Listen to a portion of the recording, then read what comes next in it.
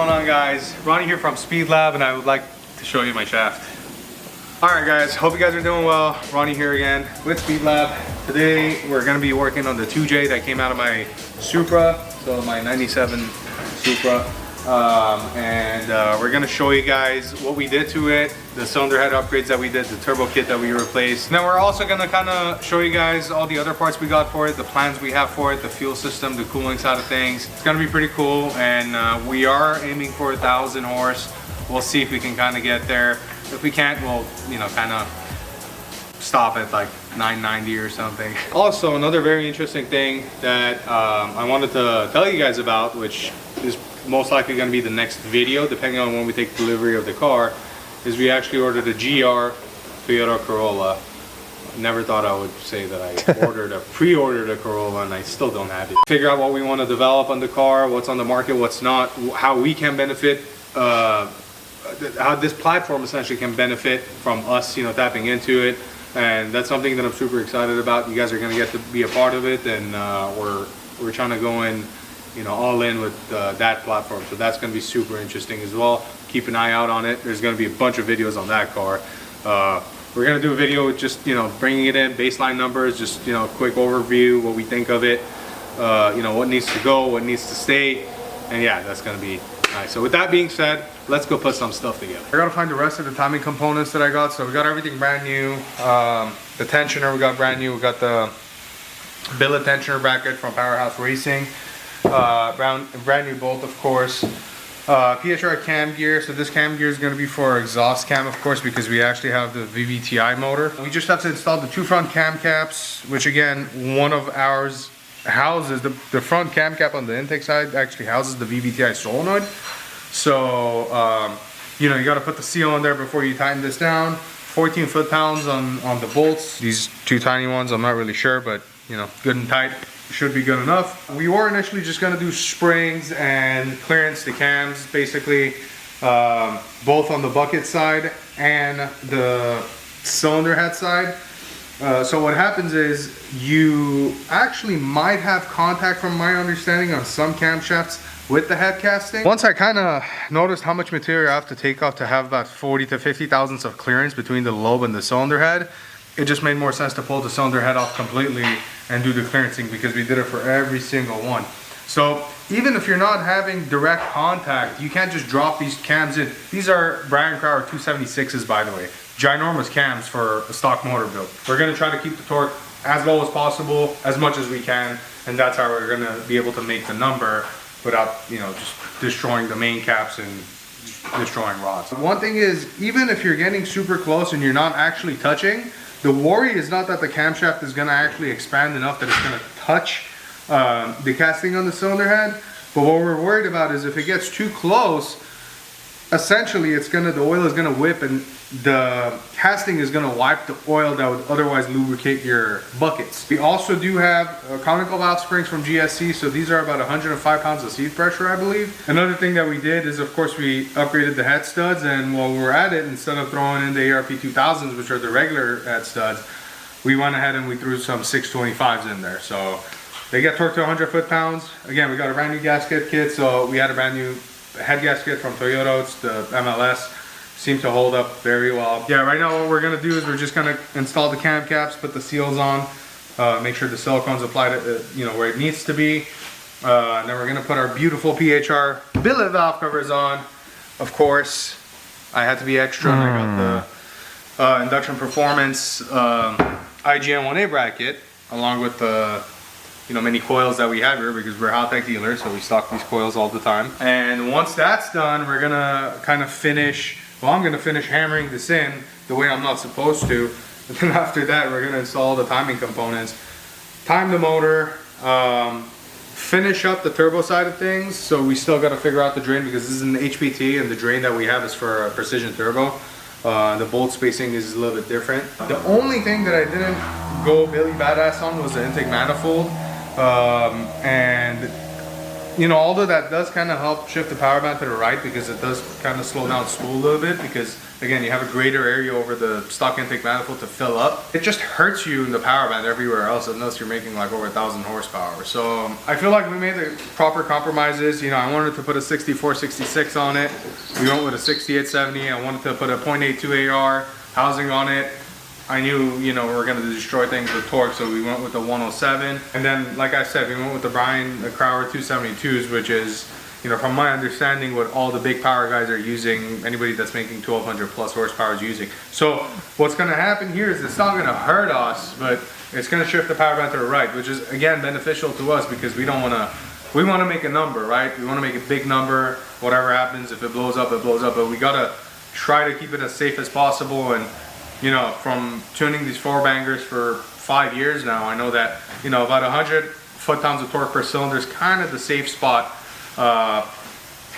in general. So like a 8-cylinder, it'd be 800 foot-pounds of torque. You know, 6-cylinder, it'd be 600 foot-pounds of torque. We got the Dash 20 dildo-looking upper and lower water necks.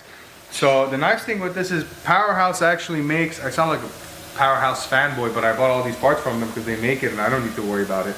So they make crimp-on AN hoses that are already prefabricated essentially, and you know, bent with the proper fittings and stuff that you need to, you know, get this installed to a radiator. And then the same thing with the radiator. We had a Mishimoto one, but we took it out and we got a PHR radiator that has both the lower and the upper with the Dash 20s already pre-welded on there. Nothing's really going to change as far as functionality of the vehicle. It's just gonna look badass, and that's kind of why we're doing this. All right, so at this point, like I said, we're just gonna continue assembling this, put the billet goodies on there, and you know, time the motor. While we do that, you guys should enjoy some cinematics. So see you in a minute.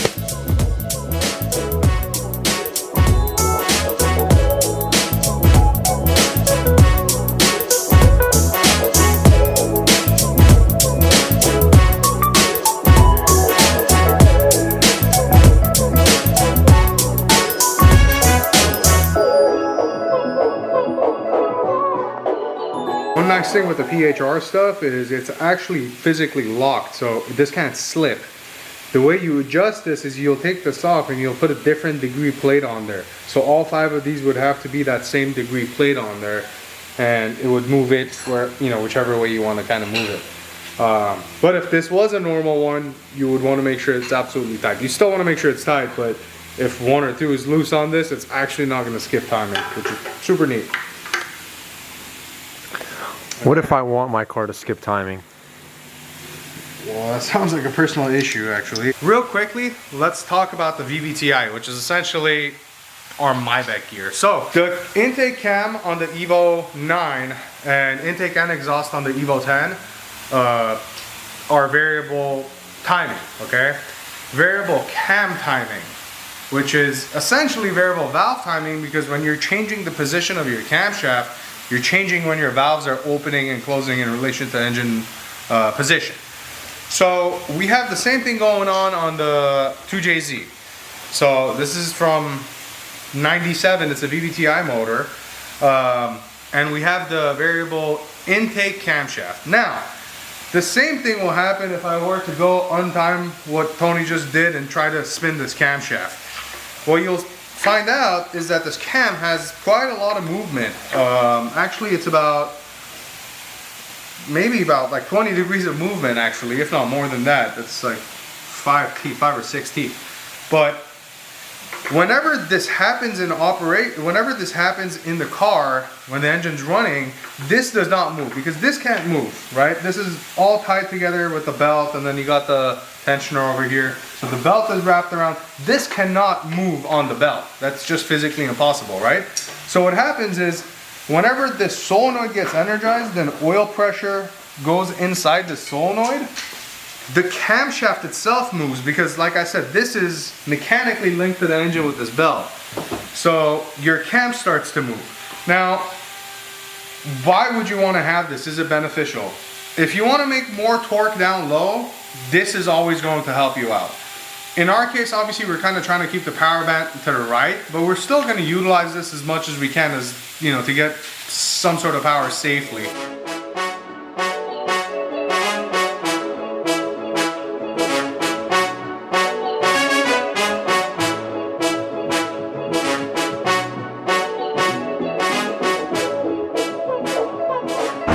for my backyard. So you got your own personal driver there from Snap-on. I love Sean, man. He's awesome. I always carry a $10,000 balance with him.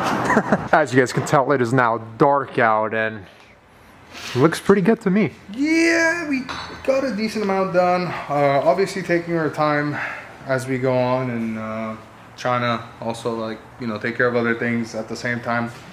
For the time being, we got the valve covers on. I just got the intake manifold on as a mock-up. It's not on. We do have to still throw the newer injectors on there. Currently has 1050s. We're gonna upgrade to 1700s. So another thing that we did is we put the wastegate on. You know, very simple stuff. I don't want to mount the O2 housing and the wastegate dump tube obviously until it is in the car. HPT stuff is a little bit different, so the bolt pattern is different. However, on this particular turbo, when the guys at HPT sent it to me, it has a -8 return on it already. So what I'm actually gonna do, because I have a pre-made line from Granis, so I don't have to, you know, go ahead and make another line. What I'm actually gonna do is I'm going to take off that fitting, see what thread pitch it is, and then just get a -10, so I can just have a -10 drain out and not have to use this dildo looking thing, which is Like an adapter? This is for a PTE turbo. So if this was a PTE, it would work, but the center section is different on an HPT. So this is what I was telling you about with the different bolt spacing. This is probably 1.775-ish, and then the HPT one is a little bit less. So, I mean, in theory, look, I can hog it out and I can, you know, I can bolt it on, but I'd just rather do it nicely and cleanly. And he gives you more than enough line. So what we could do is we could actually put like a heat sleeve around this too, and then kind of kick it out and then back in like this, basically. One other thing that's kind of an eyesore to me is the intake manifold, the stock intake manifold. But what I'm gonna do is I just put this on as, like, you know, quick mock-up. Nothing's bolted on. I'm gonna pressure wash the crap out of it. We're gonna take the radium rail off, like I said, you know, throw the bigger injectors in there.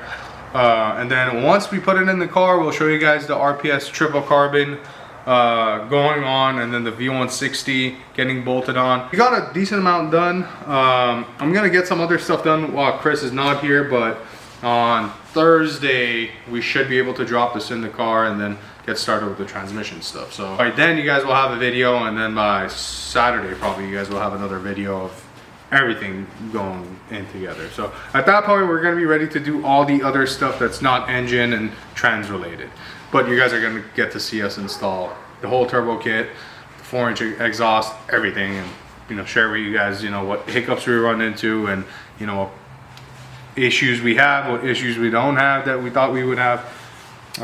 So yeah, with that being said, see you guys in the next one. That the Speed Lab special sauce you made. I made it myself. You made it at home, didn't you? Do as I say, not as I do. Don't hammer this on. Once it changes the note, so once it goes from ta ta ta to ti, ti, ti, you stop.